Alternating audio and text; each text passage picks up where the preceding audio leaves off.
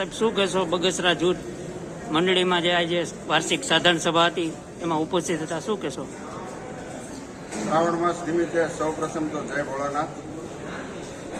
બગસરા જૂથ વિવિધ કાર્યકારી સહકારી મંડળી લિમિટેડની 71મી વાર્ષિક સાધારણ સભાની અંદર મંડળીએ વર્ષના અંતે 17 લાખનો નફો કર્યો છે.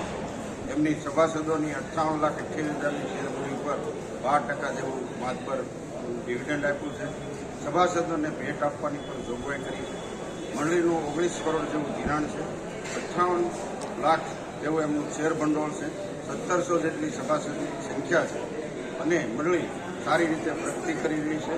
અને સ્વર્ગસ્થ અર્જણ બાપાએ આ મંડળીની રચના કરી છે અને સૌ સભાસદો એમાં સક્રિય બનીને મંડળીને વધુ ક્રિયાશીલ બનવાનો આ પ્રયત્ન કરે છે. આજના પ્રસંગે દરેક મહેમાનોએ સાધારણ સભામાં સભાસદોને જાગૃત, વફાદાર અને જવાબદાર રહીને પોતપોતાએ પોતાની કર્તવ્યનિષ્ઠા સાથે સમય પાલન સાથે આગળ વધીને મંડળીને મજબૂત કરીને આર્થિક રીતે સમૃદ્ધ કરવામાં સ્વયં પોતે પણ આત્મનિર્ભર, સ્વાવલંબન, સ્વનિર્ભર બને, મંડળી પણ વાયબલ અને વાયબ્રન્ટ બને એ બાબતનો આજે માહોલ વાર્ષિક સાધારણ સભામાં મળ્યો અને એ પ્રસંગે અમોને ઉપસ્થિત રહેવાની તક આપી. ત્યારે સહકારથી સમૃદ્ધિ અંતર્ગત આંતરરાષ્ટ્રીય સહકારી વર્ષ નિમિત્તે મંડળી વધુમાં વધુ પ્રગતિ કરે એવી આજના દિને હું એમને હાર્દિક શુભકામના એમના પ્રમુખ અને બોર્ડ ઓફ ડાયરેક્ટરને આપું છું.